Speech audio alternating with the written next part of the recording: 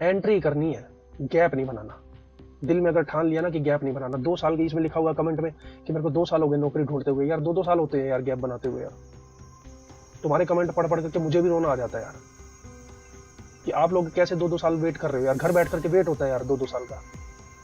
मुझे कमेंट में लिखा है कि thank you so much sir, आपके वीडियोस देखकर हमारा रिज्यूम सेलेक्ट हो गया है एमएनसी में। Thanks for giving your time. Please एक बार फ्री होकर कॉल कर लीजिएगा, इंटरव्यू की प्रिपरेशन में हेल्प चाहिए। अगर आप सरकारी नौकरी करते या फिर आप बिजनेस करते तो उसके अंदर आप 2 साल देते, 4 साल देते, और प्राइवेट इंडस्ट्री के अंदर आपको या तो बस नौकरी चाहिए कि फट से चिट्ठी घर आ जाए और तुरंत मैं ज्वाइन कर लूँ, बस चला जाऊँ। यार 1 महीने की तैयारी तो कर लो। जब मैंने डिग्री करी थी तो मुझे डायरेक्ट एमएनसी कंपनी के अंदर जॉब नहीं मिली थी, ठीक है। मैं डिग्री करने के बाद 1.5 महीना तो मैं भी ऐसे ही खाली बैठा था। 1.5 महीना खाली बैठने के बाद हमारे यहाँ पे जो आपको पता होगा नगर निगम, डीसी ऑफिस, तहसील, ये सब जो होते हैं, इस भाई का जिसने मुझे कमेंट किया है इसको कॉन्ग्रेचुलेशन, आपका सीवी सेलेक्ट हो गया है। अब अपनी तैयारी पूरी रखो क्योंकि आपने पाइथन वगैरह की कोडिंग वगैरह कर रखी है, तो मुझे ऐसा लगता है कि आप इंटरव्यू निकाल लोगे।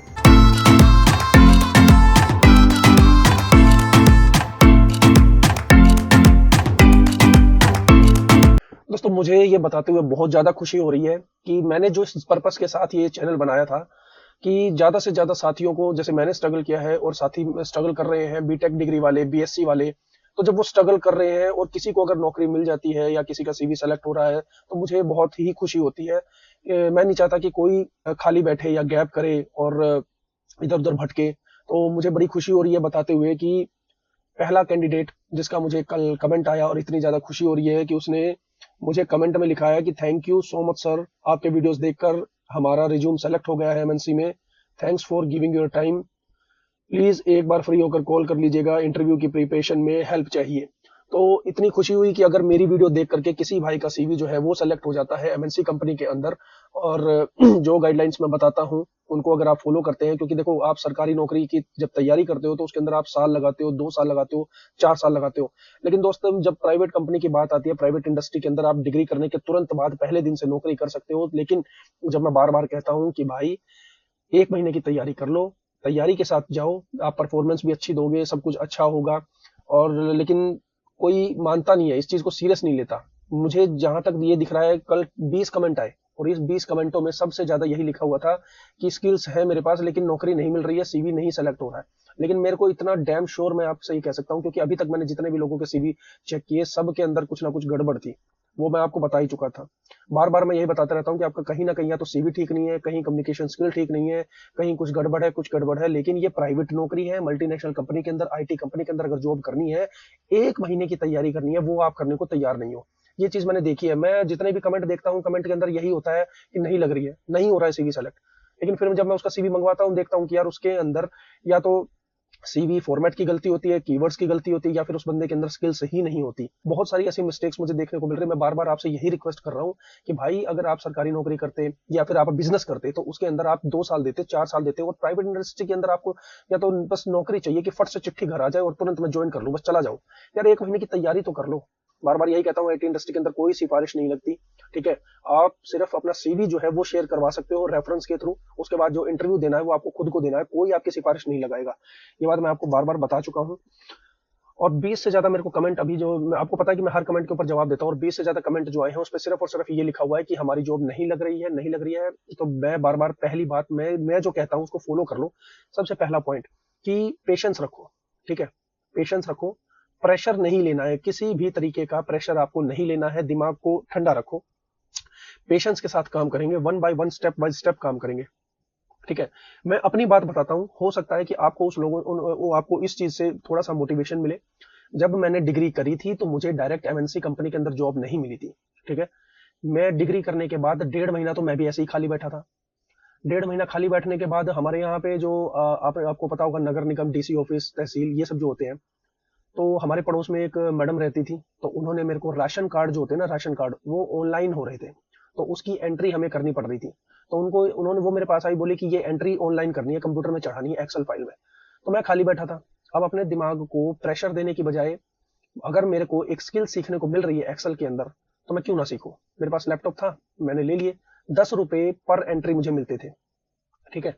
तो उस टाइम पे मैंने शायद 2 महीने के अंदर 3-4 हजार जो राशन कार्ड है उनकी एंट्री की थी, ठीक है। तो उस टाइम पे मेरे को कुछ कुछ फॉर्मूले नहीं आते थे एक्सेल के अंदर, वो मैंने सीखे। ये सब करके 2-3 महीने ये किया, फिर उसके बाद 1-2 महीना फिर खाली बैठा। टेंशन जैसे आप लोगों को हो रही है वैसे मुझे भी होती थी। तब मैंने क्या किया, फिर मैं वहां से निकल करके मेरे दिमाग में सिर्फ एक चीज ये थी कि खाली नहीं बैठना। मुझे बस खाली नहीं बैठना। अगर मैं खाली बैठ गया तो फिर उसके बाद ये गैप होता चला जाएगा और बीटेक की डिग्री जो है वो मुझे दीवार पे टांगनी पड़ जाएगी। तो इसलिए फिर मैंने अपना मन बनाया गुड़गांव निकलने का। वहां गुड़गांव में गया। अब मुझे कोई ऑफर लेटर नहीं आया था कि मेरे को कोई ऑफर लेटर आया था तब मैं गया था। मैं गुड़गांव गया एक दोस्त के पास, और वो दोस्त एक बीपीओ में लगा हुआ था, और अ, उसकी सैलरी 18,000 थी। उसने मुझे ये कहा था कि एक बीपीओ है वहां पर जाकर के वहां पे इंटरव्यूज निकलते रहते हैं। तो वहां पर जब मैं इंटरव्यू देने के लिए गया तो पहले दिन मैं रिजेक्ट हो गया था। फिर उसके बाद मैं 3-4 दिन बाद, 1 हफ्ते बाद, फिर मैं उसी कंपनी में दूसरे प्रोजेक्ट के लिए मैंने इंटरव्यू दिया, उसमें मेरा हो गया था सिलेक्शन। उसके अंदर उसके अंदर भी एक्सेल वगैरह का ही काम था, सर्विस मैनेजमेंट का। तो वो उसके अंदर मैंने ज्वाइन किया था 10,000 रुपए में। तो वो उस कंपनी का बेनिफिट ये था कि उसका मल्टीनेशनल कंपनी के अंदर एक्सपीरियंस जो है वो काउंट होता है। तो वहां से मैंने शुरुआत करी थी। तो ये मैं बता रहा हूँ कि गैप जो होता है वो आपको किसी भी तरीके से नहीं करना है। और साथ के साथ कुछ चीज़ों का ध्यान रखो कि प्रेशर जैसे आपको मैंने बताया कि नहीं लेना, और ट्राई करते रहो। मेरी वीडियोस आप पुरानी देखोगे जितने उठा करके, उसमें मैंने यही बता रखा है कि आप जितना हो सके अपनी पूरी तैयारी रखो। बस ये ठान के बैठ जाओ कि गैप नहीं करना। उसके लिए क्या है, सवेरे आप सीवी जो है naukri.com पे अपलोड करते हो, और 3-4 घंटे तो एटलीस्ट दो लैपटॉप पे बैठ करके। कहीं इधर उधर देखो कि यहाँ है या लिंक्डइन है या रेफरेंस है, जो भी आप कर सकते हो। कंपनी के पोर्टल में जा जा करके वहां पर अप्लाई कर सकते हो। और आप naukri.com पे किसी फ्रेशर की अगर जो वैकेंसी निकली हुई है उसके लिए अप्लाई करो। उसकी जो डिस्क्रिप्शन है उसको चेक करो कि उसकी डिस्क्रिप्शन आपकी सीवी से मैच कर रही है या नहीं कर रही है। आपकी कॉन्टैक्ट लिस्ट में जितने बंदों के फोन नंबर हैं उन पे कॉल करो, और उनको परेशान मत करो, लेकिन एक एक बार कॉल करके देख लो। आप जब 15 जगह फोन करोगे तो 2 लोग ऐसे जरूर मिलेंगे आपको जो ये कहेंगे कि ठीक है मैं कहीं ना कहीं ट्राई करता हूँ। ठीक है, इस तरीके से बात करो, अपना पूरा एफर्ट दो। और जो लोग आसपास है एनसीआर के, तो वहां पर जाकर के अपने देखो क्या माहौल है। हो सकता है कि कहीं ना कहीं बात बन जाए, क्योंकि मैं भी जब गुड़गांव गया था तो मैंने भी ऐसे घूम घूम करके 1-2 जगह सीवी दिया था। तो जब 2 जगह मैं घूमने निकला तो मेरे को 4 लोग मिले। उन्होंने बोला कि ठीक है मैं देखता हूँ, इस तरीके से। मतलब बहुत स्ट्रगल मैंने कर रखा है। तो इसलिए मैं बता रहा हूँ आपको कि आपको खुद से मेहनत करनी पड़ेगी। तो ये चीजें हैं, आप करो। बैठो मत, निकालो मत टाइम, ये मत करो कि मुझे नहीं हो रहा। आप ये देखो कि कमी कहाँ पर है। और मुझे इतना जरूर विश्वास है कि ट्रस्ट है कि जब मैं आप लोगों के साथ 1-to-1 कॉल लूंगा ना, तो कहीं ना कहीं ऐसी मिस्टेक जरूर मिलेगी। फिर आप ये कहोगे कि देखो मिस्टेक थी, और हाँ ये इस वजह से मैं शायद कम अफोर्ड कर रहा था, या फिर उतना उतना उस लेवल का मैं अफोर्ड नहीं कर रहा था कि जॉब के लिए मैं अप्लाई कर सकूं, या मेरा सीवी सेलेक्ट नहीं हो रहा था। कहीं ना कहीं मिलेगी। तो इसके लिए क्या है कि अभी लोग तो बहुत ज्यादा हैं, हर किसी से 1-to-1 कॉल तो करना भी पॉसिबल नहीं है। हालांकि कल सैटरडे है, और मैंने मेरी अगर डिस्क्रिप्शन में जाओगे तो वहां पे टॉप मेट लिखा हुआ है। उस आईडी पे जाकर के आप मेरे से 1-to-1 कनेक्ट हो सकते हो। और कल है कुछ एंट्रीज हैं जिनसे मेरे को कल 1-to-1 कनेक्ट होना है। लेकिन फिर भी मैं आपसे ये कहता हूँ कि आप एक बार खुद अपने सीवी को देखो, और एक बार अपने दोस्त को दिखाओ। घर में अगर कोई पढ़ा लिखा है तो उसको दिखाओ। वो 2 गलतियां निकालेगा, 4 गलतियां निकालेगा, उसको ठीक करो। 1-2 महीने का तो टाइम ये सोच करके चलो कि ठीक है 1-2 महीने के अंदर अंदर मुझे कुछ ना कुछ ऐसा करना है। ठीक है, और कुछ नहीं। अपने आसपास जो सिटीज हैं जिनके वहां पर एक राउंड लगाओ, चले जाओ एक बार देख लो। कोई जॉब अगर कर रहा है कोई आपका सीनियर, इस तरीके से कहीं ना कहीं कांटेक्ट करते रहो, खाली मत बैठो। अगर एक एक दिन, मेरे अंदर ऐसी फीलिंग आती थी कि अगर एक दिन निकल जाता था ना, तो मैं ये कहता था कि आज का दिन भी निकल गया। ठीक है, मुझे इतना ज्यादा खौफ मेरे अंदर बैठ जाता था कि आज का दिन भी निकल गया और कुछ नहीं हो पाया। ठीक है, लेकिन फिर भी एक सेटिस्फेक्शन ये रहती थी कि सवेरे 9 बजे से लेकर शाम के 5 बजे तक मैंने पूरा एफर्ट किया। मैं इतना ज्यादा लैपटॉप में लगा रहता था, कोई पोर्टल खोल करके देखना, कंपनीज की साइट्स चेक करते रहना, कहाँ वैकेंसी निकली है, कहाँ मुझे हायर कर सकते हैं, ये है वो है, इस तरीके से। ठीक है, लेकिन आप मेहनत अगर करते रहोगे तो मेरे को ऐसा लगता है कि 2 महीने में नहीं तो 4 महीने में कहीं ना कहीं से आपकी कॉल आ जाएगी, आपकी बात बन जाएगी। तो ये चीजें हैं, छोटी छोटी चीजें हैं, लेकिन आपको इस चीज के ऊपर ध्यान रखना पड़ेगा कि किस तरीके से आपको अप्लाई करना है, कैसे आपको अपने एफर्ट्स डालने हैं। जब तक खुद के नहीं डालोगे तब तक बात आगे बन नहीं पाएगी। तो ये तो हो गया। तो ये सीवी है। तो सबसे पहले इसने अपने सीवी के अंदर ऊपर जो हेडलाइन दी है, नाम नाम से शुरू किया है, और उसके बाद यहाँ पर इसने लिखा है डेटा इंजीनियर। तो डेटा इंजीनियर का फील्ड जो है मैं बता दूं कि आपको काफी अच्छा है। मल्टीनेशनल कंपनीज के अंदर इसकी काफी वैकेंसीज निकलती हैं, और फ्रेशर्स से लेकर के आगे 1-2 साल का एक्सपीरियंस जिनको हो जाता है, तो वो उन लोगों के लिए इसके अंदर काफी ज्यादा अपॉर्चुनिटीज है। इसके लिए बेसिक जैसे थोड़ी बहुत जैसे कोई लैंग्वेज है, पाइथन है, ये सब आनी चाहिए। तो उसके बाद इसने यहाँ पे मेल आईडी लिखी है, और वो हाइपर लिंक में दिया है, मोबाइल नंबर लिखा है। कंट्री कोड के साथ, एक नंबर और एडवांस लिखे इन द केस कभी आपको कॉल किया जाए और आप ना उठाएं तो इमरजेंसी के लिए दूसरा नंबर हमेशा जरूर लिखना चाहिए, 2 नंबर, या तो आप पर्सनल और होम इस तरीके से लिख सकते हैं, अदरवाइज 2 नंबर तो आप कम से कम लिखें। ऊपर सिर्फ वही चीजें लिखेंगे जो फर्स्ट पॉइंट ऑफ कॉन्टेक्ट की चीजें होती हैं। तो वो एड्रेस जो है वो ठीक है, एड्रेस लिख दिया है। और लिंक्डइन की आईडी अगर आप देखेंगे तो यहाँ पर इसने हाइपर लिंक में दी है, तो ये काफी अच्छा लगा मुझे। ये और जो इसका फॉर्मेट है काफी सिंपल है, ब्लैक एंड व्हाइट का फॉर्मेट है और ज्यादा बोल्ड अक्षरों में कुछ नहीं है, ठीक है। सबसे पहली चीज आती है, जैसे कि मैंने बताया था कि प्रोफाइल, प्रोफाइल यहाँ पर मेंशन है और उसके बाद जो पहला वर्ड होता है, कंपनी सबसे पहली चीज यही देखती है कि हु आर यू, तो और विजन उसमें क्लियरली मेंशन होना चाहिए कि आपको अगर हायर किया जाए तो आपका विजन क्या है, आपकी एक्सपर्टीज क्या है। जब कंपनी आपको हायर करे तो पहले ही उसके अंदर जो बैकग्राउंड है वो देखा जाता है। तो प्रोफाइल में इसने लिखा हुआ है experienced AWS data engineer with over 5+ years of experience in creating complete data solutions on AWS, ठीक है। पहली लाइन से बिल्कुल क्लियर समझ में आ रहा है कि AWS के ऊपर 5 साल का एक्सपीरियंस के साथ वो एक्सपीरियंस AWS डेटा इंजीनियर है। तो ये चीज तो बिल्कुल इसने अच्छे से मेंशन की है और इसके साथ साथ जो सॉफ्टवेयर टूल होता है वो भी इस चीज को काउंट करता है, ठीक है। Skilled in develops practices Python development, तो पाइथन जो है वो इसने मेंशन किया हुआ है और इसके अंदर बाद इसने अपना प्रोफाइल के अंदर विजन दे दिया कि क्या क्या वो कर सकता है। सेकंड पॉइंट पे सबसे पहले कई जो लोग क्या करते हैं, कई लोग फ्रेशर्स जो होते हैं, ऑब्वियस सी बात है कि वो अपना एजुकेशन डालेंगे, लेकिन जिन लोगों को 1 या 2 साल का 3 साल का एक्सपीरियंस है या गैप हो चुका है, तो मैं उनसे बार बार यही कहूंगा, या फिर जो फ्रेशर्स है वो भी, कि आप अपने विजन के बाद, अपनी प्रोफाइल समरी के बाद हमेशा स्किल्स डालिए, क्योंकि पहले स्किल्स देखी जाएंगी, एजुकेशन तो बाद में सबसे बाद का मैटर होता है कि आपने क्या किया, लेकिन स्किल्स देखी जाएंगी, क्या आप मैच करते हैं या नहीं, ठीक है। यहाँ पर ही यस या नो होता है, ठीक है। जो स्किल्स आप जिस प्रोफाइल के लिए, जिस प्रोजेक्ट के लिए जो स्किल्स चाहिए, अगर आप मैच कर रहे हैं तो ही वो आगे बढ़ते हैं। तो सबसे पहले जो स्किल्स होता है वो बहुत मेन पार्ट होता है, इसने ऊपर लिखा है, तो ये अच्छा किया इसने। तो स्किल्स जो है इसने वो लिख दिया कि इसको पाइथन आता है और बाकी ये सब MQ गिट नेटवर्किंग और ITSM AWS ये सब इसको आता है। तो ये जो स्किल्स कीवर्ड्स होते हैं ये ATS टूल उठाता है, ठीक है। प्रोफेशनल एक्सपीरियंस के अंदर इसने लिखा हुआ है कि इसका क्लाइंट कौन है, ठीक है, और टाइम पीरियड लिखा हुआ है कि कब से इस प्रोजेक्ट के अंदर ये काम कर रहा है। तो यहाँ पर देखेंगे कि इस कंपनी के लिए ये काम कर रहा है, ये इसका प्रोजेक्ट है और इसकी KPIs क्या क्या है, ठीक है। KPI एक वर्ड होता है, इसको नोट डाउन कर लीजिए, आपसे भी इंटरव्यू में पूछा जा सकता है। KPI की परफॉर्मेंस इंडिकेटर, ठीक है।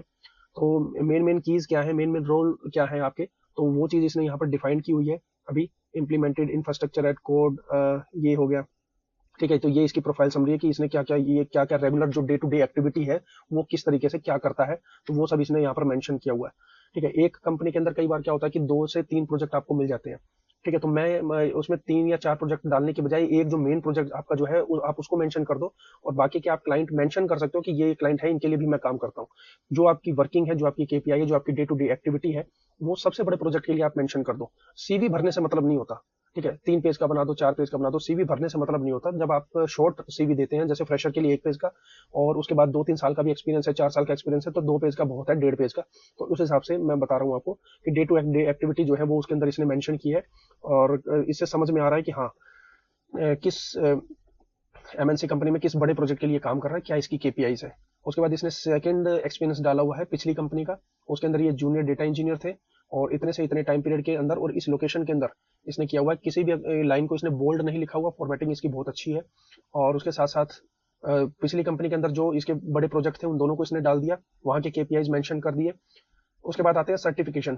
ये इसने बहुत अच्छी चीज मुझे जो इसके पूरे CV में लगी, ये सर्टिफिकेशन जो इसने यहाँ पे की है, सब की हाइपरलिंक दी है। हाइपरलिंक का मतलब ये होता है कि जैसे ही मैं किसी पे क्लिक करूंगा तो डायरेक्ट वो जिस भी प्लेटफॉर्म से इसने सर्टिफिकेशन की हुई है, मान लो कि लिंक्डइन से की है, तो लिंक्डइन पे डायरेक्ट वो खुलेगा और डायरेक्ट इसका सर्टिफिकेट दिखेगा, सर्टिफिकेट नंबर दिखेगा, किस दिन एक्सपायर हो रहा है, किस दिन इसने किया है, कितना टाइम बचा है, सर्टिफिकेशन वैलिड है या इनवैलिड है, जो भी है, तो वो दिखेगा। तो यहाँ पर इसने देखो कि 8 सर्टिफिकेशन डाली हुई है और 8 की 8 बहुत ही प्रायोरिटी की सर्टिफिकेशन है। ये नहीं कि कोई छोटी मोटी सर्टिफिकेशन है, प्रायोरिटी की सर्टिफिकेशन है। जैसे पाइथन फॉर डेटा साइंस है, माइक्रोसॉफ्ट सर्टिफाइड एजोर फंडामेंटल है, automation experience level, machine learning, ये इसने लिंक्डइन से कर रखी है। तो एक चीज मैं आपको और बताना चाहता हूँ कि जो अभी खाली बैठे हैं तो वो लिंक्डइन पर जाकर के अपना अकाउंट बना करके वहां से भी पढ़ सकते हैं, वहां से भी अपनी सर्टिफिकेशन कर सकते हैं, क्योंकि वहां की जो सर्टिफिकेशन होती है वो काउंट होती है, वैलिड होती है, कंपनीज के अंदर उसको काउंट किया जाता है, ठीक है। अवार्ड्स, कई बार देखा है मैंने कि CV के अंदर जब आप अवार्ड्स डालते हो या फिर ऐसे कीवर्ड्स डालते हो रिकॉग्निशन के, अपने आप को दिखाने के लिए कि मैंने ये किया, मैंने ये किया, तो ज्यादा दिखाने की भी जरूरत नहीं है। सिर्फ मेन आप 3-4 डाल दो, वो बहुत होती है। ये नहीं कि आप 10-15 डाल रहे हो और वो सब बस ऐसी हैं, कॉलेज के लेवल की हैं या इधर उधर की हैं, उससे कोई फर्क नहीं पड़ना, ठीक है। 3-4 आप ऐसी ऐसी डाल दो, जैसे फ्रेशर है तो वो 3-4 पॉइंट्स बस डाल सकता है कि मैं टॉपर था या फिर गोल्ड मेडलिस्ट हूँ इस तरीके से। और जैसे अभी कंपनीज के अंदर है तो इसने लिखा हुआ है कि इसको पुरानी कंपनी में बेस्ट परफॉर्मर्स अवार्ड मिला था, पावर अवार्ड मिला था। पावर अवार्ड की बहुत बड़ी वैल्यू होती है। तो मेन मेन जो पॉइंट है 4, 3 से 4 बस। ज्यादा रिज्यूम भरने के लिए 10-15 लाइन लिखने की कोई जरूरत नहीं है। एजुकेशन, एजुकेशन के अंदर इसने अपना डिग्री का नाम डाला है। अभी ये कंपनी ही, जैसे मैंने बताया था आपको पिछली वीडियो के अंदर, जो हमारी कंपनीज होती है एमएनसी कंपनी, वो भी मास्टर डिग्री करवाती है। तो इनको, इनकी जो कंपनी है वो इनको एमटेक करवा रही है। तो ये अभी इनका मेरे ख्याल में लास्ट सेमेस्टर चल रहा है। तो इस वजह से इन्होंने परसुइंग लिखा हुआ है कि प्रेजेंट जून 2022 से अभी तक चल रही है इनकी। और बीटेक जो है वो इन्होंने ऑलरेडी कर रखी है। तो वो इन्होंने मेंशन कर दी, कहाँ से की है वो भी मेंशन किया हुआ है। और एक गलती इन्होंने की हुई है कि इसके अंदर इन्होंने अपना स्कोर नहीं डाला है, सीजीपीए वगैरह। तो वो इसमें डालना चाहिए कि क्या इनकी परसेंटेज वगैरह थी, वो चीज़ इन्होंने नहीं डाली है, तो वो इनको डालना चाहिए। और फिर आ जाती है लैंग्वेज और डिक्लेरेशन। तो लैंग्वेज डालो और डिक्लेरेशन जरूर डाल दिया करो, क्योंकि ये एक इंपॉर्टेंट पॉइंट होता है इंटरव्यू के लास्ट में डालने का। एक अच्छा रिस्पॉन्स मिलता है इससे कि कोई भी इंफॉर्मेशन है आप उसको एक्नोलेज कर रहे हो, और नीचे सिग्नेचर जरूर करके अपना सीवी देना। कभी भी ऐसा नहीं होना चाहिए कि अगर आप अपना सीवी दे रहे हो और सीधा ब्लैंक दे दिया बिना, विदाउट सिग्नेचर, तो ऐसा कभी मत करना। ठीक है। तो सीवी काफी सिंपल है, काफी अच्छा है, सिंपल हो करके भी काफी अच्छा है, मैं ये कहूंगा। तो ये जो सीवी है आज आप लोगों के साथ मैंने डिस्कस किया है। गैप मत बनाओ, छोटी कंपनी मिले बड़ी कंपनी मिले, ये मत परेशान हो कि आज सैलरी 10,000 मिलेगी। ठीक है, वो कभी ना कभी 50-70 पे भी पहुंचेगी। गैप से तो बहुत ही अच्छी है 10,000 की सैलरी। तो जितने भी टेक्निकल डिग्री करके बैठे हैं इधर उधर, जैसे भी आपको सैलरी, फ्रेशर जो है खासकर, तो जो आपको सैलरी मिले उठा लो, घुस जाओ, करो। ठीक है। ये मत देखो कि मैंने तो इतने बड़े कॉलेज से लाखों रुपए की फीस लगा करके और जब एडमिशन लिया था और आज मैं 10,000 की नौकरी करूंगा। तो अगर इस तरीके की थॉट आएगी ना, एक साल अपने आप को घिसा लो और फिर अगले साल देखना। मान लो कि आप 3 दोस्त हो, एक ने, 2 लोगों ने ये सोचा कि यार 1.5 लाख रुपए की फीस दे करके हम लोग 10,000 की नौकरी करेंगे, हम दूसरी ढूंढ लेंगे। और तीसरा दोस्त है, उसने 10,000 रुपए में उसको जॉब मिल रही थी, चाहे बीपीओ में ही मिल रही थी, वो खाली नहीं बैठा। ठीक है। देखते ही देखते कैसे साल गुजर जाएगा, 2 साल गुजर जाएंगे, आप 10,000 से 22,000 पे आ जाओगे, 22 से 30,000 पे आ जाओगे, और वो 2 साल में वहीं बैठे रह जाएंगे। ठीक है। तब वो फिर जब ये कहेंगे कि काश हमने उस टाइम शुरू कर लिया होता तो अच्छा रहता। और वो 2 साल गुजरने के बाद भी अगर 10,000 से शुरुआत कर लेना तो भी अच्छा, लेकिन वो करेंगे नहीं, मुझे पता है। तो इसलिए हमेशा उन 2 की तरह मत बनो, उस पहले की तरह बनो। अभी निकलते के साथ ही, ग्रेजुएशन होते के साथ ही, या फिर जिनका 3 साल का 4 साल का गैप हो गया, जो गवर्नमेंट जॉब की तैयारी कर रहे थे, नहीं बन पाई बात, भाई बैठो मत, कर लो शुरुआत। ठीक है। अगर आपको शर्म आ रही है कि 10,000 15,000 की जॉब शुरू करने के बाद मेरे फ्रेंड सर्कल में हंसेंगे सारे, भाई अपने फोन को, अपने नंबर को चेंज कर लो, थोड़े दिन के लिए सबसे अलग हो जाओ, दूर हो जाओ। लेकिन अपने आप किसी नौकरी अगर आपको मिल रही है उसकी कोशिश करो, अच्छे से कोशिश करो। मेरे से कनेक्ट कर सकते हो, मेरे से किसी तरीके की हेल्प चाहिए तो वो बता दो, लेकिन पहले अपने दिल को मजबूत बना लो कि अगर जो भी मिलेगी मैं कर लूंगा। ठीक है। आप यार कोचिंग करते हो, आप इतना सब कुछ करते हो, स्टार्टिंग में बिजनेस आपको पता है कैसे चलता है, जब आप शुरू में कुछ चलते हो कितना स्ट्रगल हम लोगों को करना पड़ता है। तो आप एक छोटी सी नौकरी शुरू करने के अंदर क्यों तनख्वाह देख रहे हो, क्यों सैलरी देख रहे हो? ये आप देखो ना कि आपकी इतनी बड़ी डिग्री अगर दीवार पे लटकी रह जाएगी तो फिर कैसे काम चलेगा? मैं देख रहा हूँ कि 20 से ज्यादा कमेंट मेरे पास सिर्फ यही आए हैं कि भाई आपको मिल गई थी, हमें नहीं मिल रही। भाई मुझे भी नहीं मिली थी, ऐसे मैं बार बार यही आपसे कह रहा हूँ। ठीक है। 2 बार मैंने जॉब स्टार्ट करी है। एक बार मैं नेटवर्क इंजीनियरिंग के लिए स्कूल के अंदर स्मार्ट क्लास की शुरुआत करी थी 7,000 रुपए में। दूसरी बार मेरे को जब मिली थी तो बीपीओ में स्टार्ट की थी, राशन कार्ड की एंट्री तक मैंने की है। तो मैंने तो बहुत ज्यादा स्ट्रगल किया है भाई इस चीज के अंदर। मैंने कभी शर्म नहीं करी कि बस मेरे अंदर एक यही धुन थी। ठीक है। कि भाई मेरे को खाली नहीं बैठना। वो दौर था जब मेरे को ये था कि मुझे खाली नहीं बैठना, मुझे जो मिल जाएगी मिल जाएगी। उसके बाद 4-5 साल बाद जब मेरी जॉब छूटी और कोविड आ गया था, तब मेरे मम्मी पापा मेरे को कितना बार बार बुला रहे थे कि तू घर आ जा, सब कुछ छोड़ छाड़ करके वहां पे। और मेरे पीछे मेरे अंदर एक यही धुन थी कि मैं नोएडा से रोहतक जाऊंगा तो जॉब लेके ही जाऊंगा, अदरवाइज मैं नहीं जाऊंगा। 3 महीने तक खाली बैठा था नोएडा में। जिस तरीके से मैंने तैयारी की मुझे मिल गई। ठीक है। तो सब कुछ अपनी तैयारी के ऊपर है। अपनी गलतियां ढूंढो कि कहाँ पे गलती कर रहे हो, कहाँ मिस्टेक हो रही है, किस छोटे से पॉइंट के ऊपर हो रही है। अगर मुझे 10 से 15 लोग ऐसे मिल जाएंगे एक जैसे, जिनके सीवी में गलती है, मैं सीवी ठीक करवा दूंगा। अगर मुझे 10 से 15 लोग ऐसे मिल जाएंगे जो ये कहते हो कि हमें हमें एक सेशन चाहिए, एक तैयारी करवा दो हमारे इंटरव्यू की, मैं वो करवा दूंगा। 1 to 1 कनेक्ट कर लेंगे। सब कुछ होने को तो देखो सब कुछ हो जाएगा। ठीक है। जॉब की गारंटी ना मैं दे सकता हूँ ना कोई दे सकता है। जॉब की गारंटी सिर्फ तुम अपने आप को दे सकते हो। वो कैसे दे सकते हो? तक आप एक काम के ऊपर 2 दिन 3 दिन नहीं लगाओगे ना, तब तक कुछ नहीं होगा। आप ये सोच के बैठे हो कि मेरा तो सीवी बना हुआ है, अरे नहीं बना हुआ भाई। आप खुद से बनाओ उसको।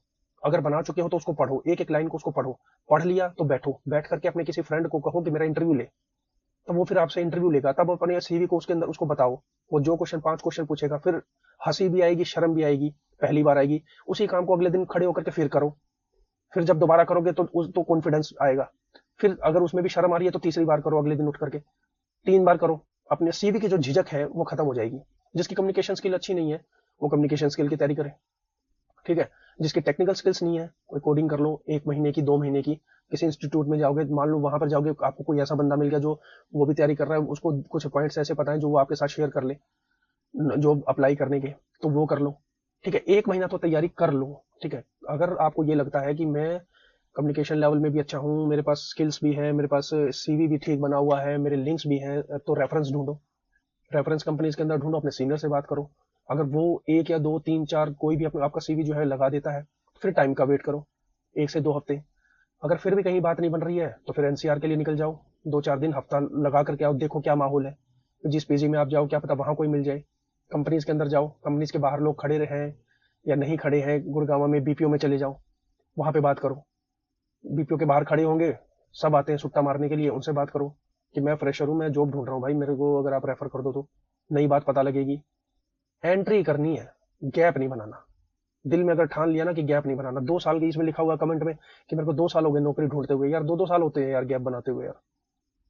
तुम्हारे कमेंट पढ़ पढ़ करके मुझे भी रोना आ जाता है यार, कि आप लोग कैसे 2 2 साल वेट कर रहे हो यार, घर बैठ करके वेट होता है यार 2 2 साल का। तो ऐसे मत करो यार प्लीज, बार बार मैं आपसे लोगों से यही रिक्वेस्ट करता हूँ कि आपके कमेंट पढ़ के आपको शायद इतना रोना नहीं आता होगा, मुझे मेरे ऊपर जो बीतती है ना, मुझे पता है कि भाई कोई खाली बैठा है, उसको जॉब नहीं मिल रही होगी, पता नहीं उसने क्या ऐसी गलती कर रखी होगी, कहाँ वो कमजोर होगा। अब मैं तो कमेंट की वजह से जितना हो सकता है, ऐसा कोई कमेंट मैंने नहीं छोड़ा, आप मेरे सारे कमेंट जाकर के देख लो, सबके नीचे मेरा रिप्लाई मिलेगा, सबके नीचे। सिर्फ इस वजह से, क्या पता किस कमेंट को मेरी जरूरत हो, मैं कमेंट ना कर पाया, और भाई 3 4 दिन हो गए कमेंट किए हुए, और वो जो उसको नॉलेज चाहिए वो मैं ना दे पाऊँ। तो इस चीज को मैं हमेशा देखते हुए कमेंट करता हूँ आप लोगों को। मिलते हैं नेक्स्ट वीडियो में, फिर से शेयर कर देना, चैनल को सब्सक्राइब कर देना।